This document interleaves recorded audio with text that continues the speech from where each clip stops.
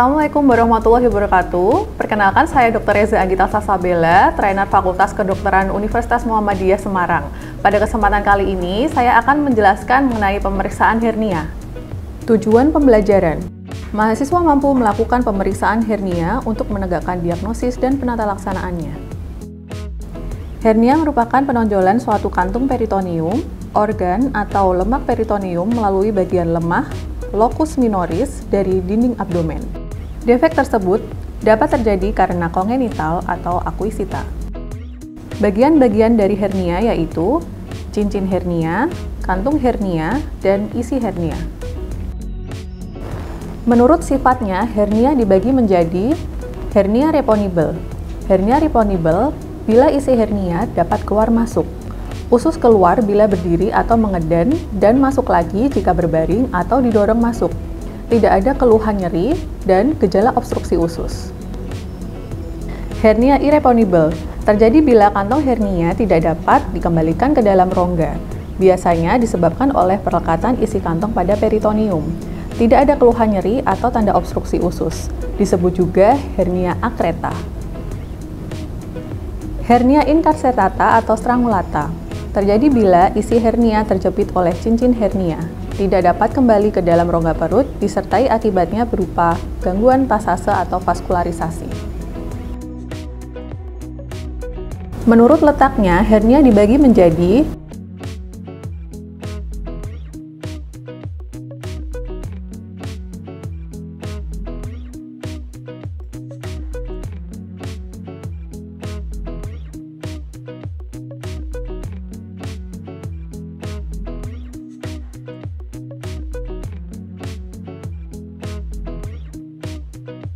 hernia inguinalis dibagi menjadi hernia inguinalis medialis dan hernia inguinalis lateralis.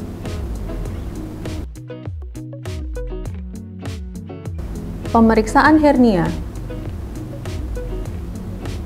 Contoh kasus: seorang laki-laki 50 tahun datang dengan keluhan benjolan di lipat paha. Poin penting anamnesis pada hernia meliputi menanyakan lokasi benjolan. Apakah benjolan muncul sewaktu berdiri, batuk, bersin, atau mengedan? Apakah benjolan menghilang setelah berbaring? Kemudian menanyakan lokasi dan kualitas nyeri. Pada pasien hernia sering dijumpai nyeri visceral karena regangan pada mesenterium sewaktu usus halus masuk ke dalam kantung hernia. Kemudian menanyakan keluhan lain seperti mual atau muntah. Alat-alat yang dibutuhkan meliputi handscoon, stetoskop, pen light, dan kertas HVS.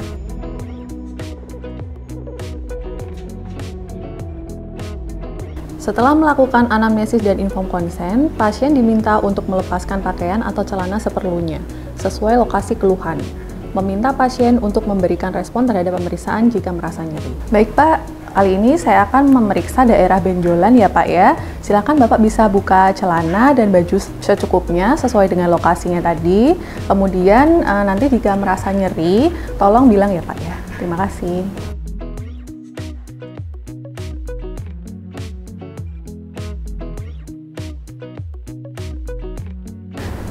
Pertama, lakukan inspeksi secara berdiri terlebih dahulu. Amati daerah abdomen, inguinal, femoral, skrotal, atau labia jika pasien wanita.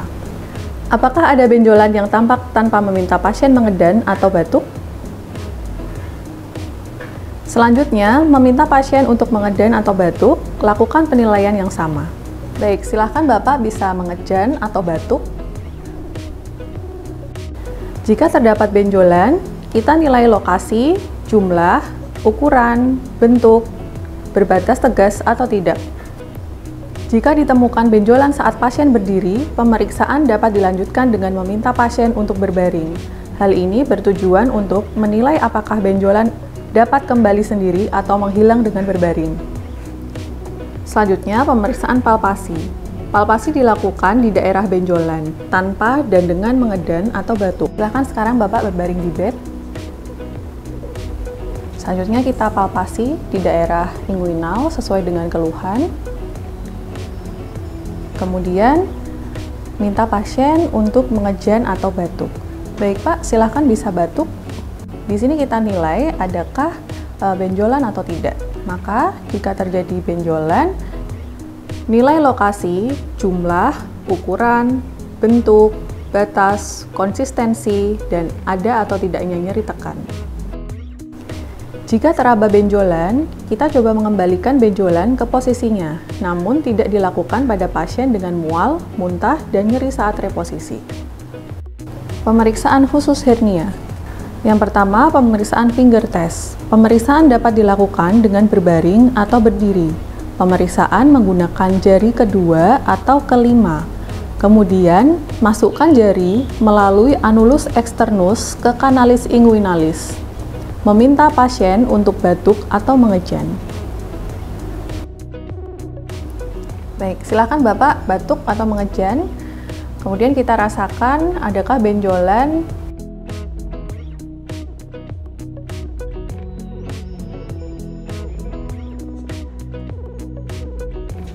Interpretasi hasil pemeriksaan. Apabila benjolan teraba di ujung jari, merupakan hernia inguinalis lateralis atau indirect. Apabila teraba di sisi jari, merupakan hernia inguinalis medialis atau direct. Selanjutnya adalah pemeriksaan Zeeman test. Posisi pasien dapat berbaring atau berdiri. Pemeriksaan hernia sebelah kanan menggunakan tangan kanan, begitu juga sebaliknya. Kita menggunakan jari kedua, ketiga, dan keempat. Kemudian, pasien diminta mengedan atau batuk. Baik, silakan Bapak batuk. Selanjutnya kita rasakan benjolan ada di jari kedua, ketiga, atau keempat.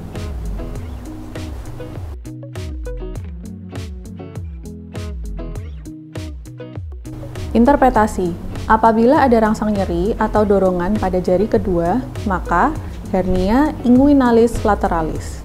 Apabila ada rangsang nyeri atau dorongan pada jari ketiga, maka hernia inguinalis medialis. Apabila ada rangsang nyeri atau dorongan pada jari keempat, maka hernia femoralis. Pemeriksaan thumb test. Pasien berbaring atau berdiri. Kemudian, anulus internus ditekan dengan ibu jari dan pasien diminta untuk mengejan atau batuk. Baik, Bapak silahkan mengejan.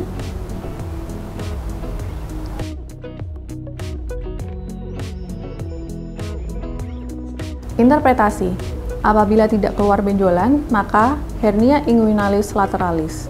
Apabila keluar benjolan, maka hernia inguinalis medialis.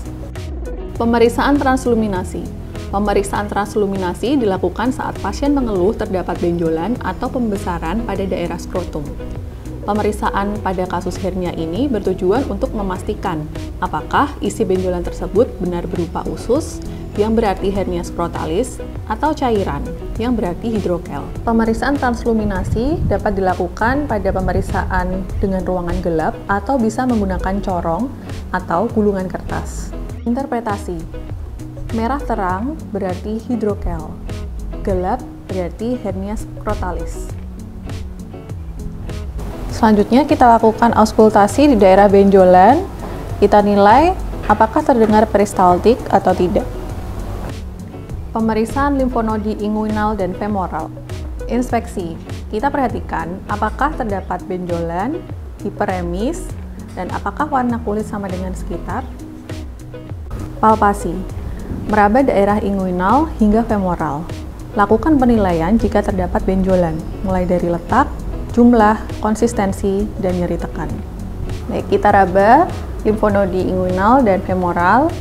Kita rasakan adakah benjolan, lalu kita tanyakan kepada pasien, ini nyeri atau tidak, Pak? Alhamdulillah pemeriksaan sudah selesai, silakan Bapak bisa merapikan bajunya kembali. Terima kasih.